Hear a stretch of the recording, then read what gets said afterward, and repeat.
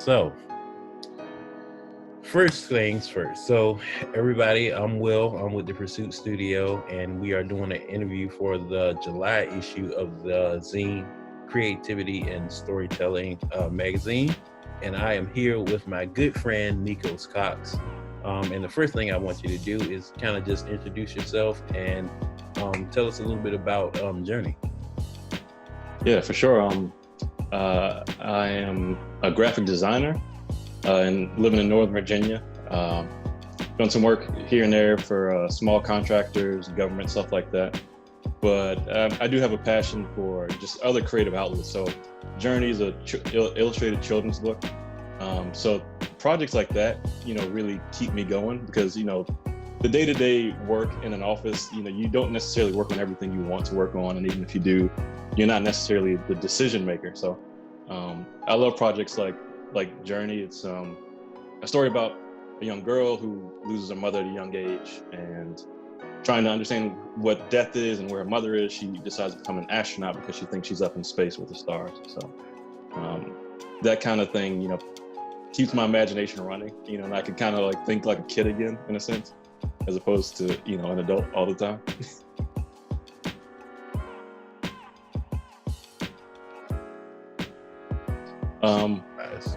Yeah, so I was working on another project, and just in, doodling, in the corners of a piece of paper I was working on, I started to draw this little astronaut, just for some reason, I don't know, I just was bored.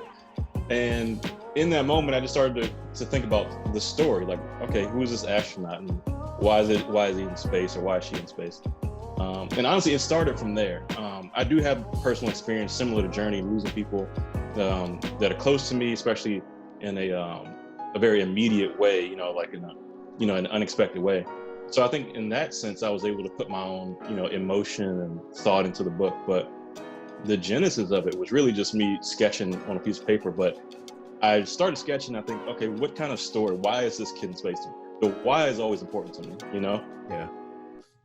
The how, you can get there, you can figure that out. The what is usually pretty obvious, but the why, why is this kid in space? And I just started to craft an idea around that.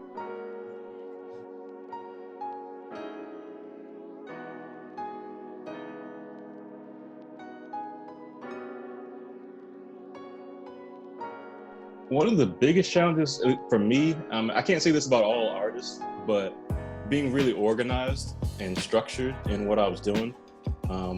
I'm used to, coming up with ideas, whether I'm on the fly or maybe in some kind of collaborative setting, like with a set number of pages that has to be printed a certain way. And I had to go through a process with the illustrator, the publisher, and even the printers. So I think just being structured and organized and understanding how that all works, that cycle of myself, the author, the publishing company, the printers, and the illustrator, and making sure that, I was communicating clearly to everyone, like what I wanted to, what my vision was and all my expectations. So yeah, just being more organized than I think I was used to.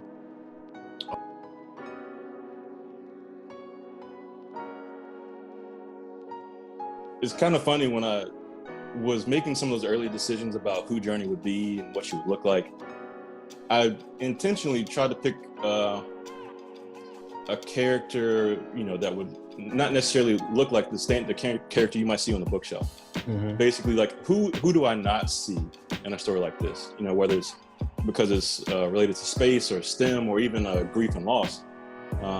It's easy to find books on any of those subjects, but you don't necessarily see people of color, black, brown, whatever. So that was a very intentional choice. And I think that's important because even for me, I'm a graphic designer. I don't think I met a designer that was a minority until maybe college or even after. So in my mind, I was always a creative person. I loved art, I loved design, but I never saw anyone look like me doing it. So it's not that I thought it was impossible, I just didn't really know it was a thing, Yeah. So I saw people in, in so many different career fields and, doing different things, where I grew up, and they were successful in their own right, but I didn't see anyone doing what I wanted to do. So it made that road a little bit longer for me to get there. So I would hope a book like this would help children to understand whether you take the emotional aspect of like grieving and losing a parent, how they can like have that kind of conversation with, you know, adults and with parents, but also seeing themselves, you know, as, you know, a lot of times with pilots, astronauts, they were thought to just be like the coolest people ever, right? So I think seeing themselves in a position like that can be encouraging, and it can do way more than someone saying, hey, you should be an astronaut, you know? Yeah.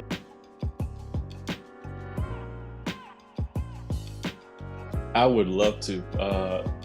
The funny thing is, Jurni, when I first came up with the idea and the story, the intention was to make it like a short animated movie, like a Pixar short type thing. Mm-hmm. But I knew, you know, I don't have Pixar money, right? So I'm like, okay, I can't do that. But I still wanted to get the idea out there, the story. So I figured, okay, you know, I've got some film background from Virginia Tech, so I knew how to make storyboards. So I thought that transition from making a storyboard to an illustrated children's book was a fairly easy, you know, hurdle to get over. So it's funny, I never intended it to be a book, but I figured, you know what, it's probably way cheaper to make a book than it is to make a Pixar short.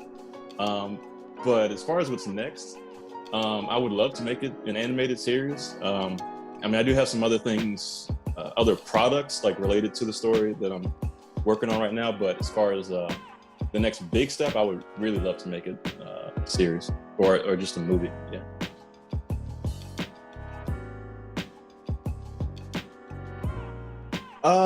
Well, I definitely want to make some like kind of staple products that you might see with some other books or even movies that come out. So like, you know, coloring activity books and puzzles, that kind of thing, T-shirts. But you know, not just as a creative person, but I try to do things that aren't necessarily related, like, you know, just for some element of surprise. So there's a couple other things I'm working on, but I don't want to like spoil it too soon.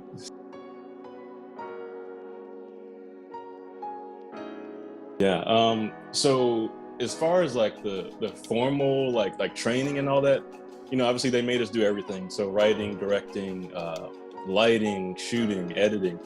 And I definitely see my passion more on like, you know, behind the camera as opposed to in front of it.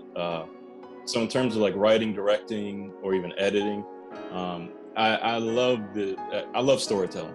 You know, quite often I've got ideas, you know, on my phone, and you know, so sometimes it turns into like an idea for a short movie, a series, something, a journey turned into a book. But you know, every now and then it might turn into lyrics for a song, and I don't sing, so I sing it to people who make music, right? So, but the whole idea of conveying emotion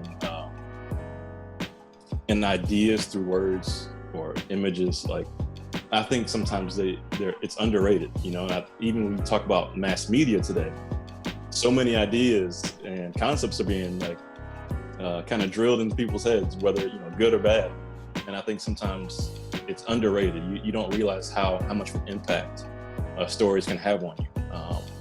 So I would hope that I could do that even if I didn't get paid for it, you know. Yeah.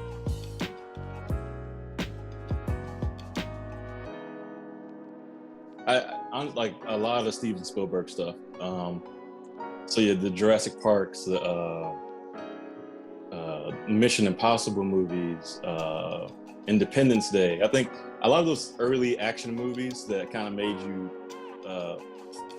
think you could fly that plane like Will Smith could fly the plane, or that you could somehow stop a T-Rex from eating your friend or something. Those Shawshank Redemption. It's quite a few. But honestly, I think a lot of them were very visual effects heavy, at least the ones that I'm thinking about from my childhood. So maybe just because they seem so like grand and big, that's why they stick out to me. But yeah, those for sure.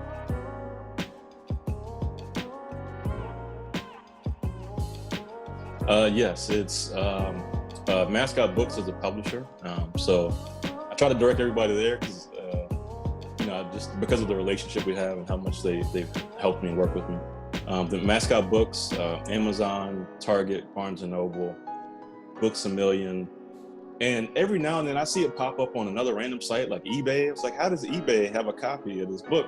Like, so yeah, if you Google the title and my name, it'll pop up a lot of other random websites, but I know those for sure, those 5 or so. And I just thank you for your time, for coming on to the Zine interview here. I know you're pretty busy, so I didn't want to take up too much of your time. But yeah, thanks so much, man. Yeah, appreciate you. Hope this does well. Yeah, absolutely.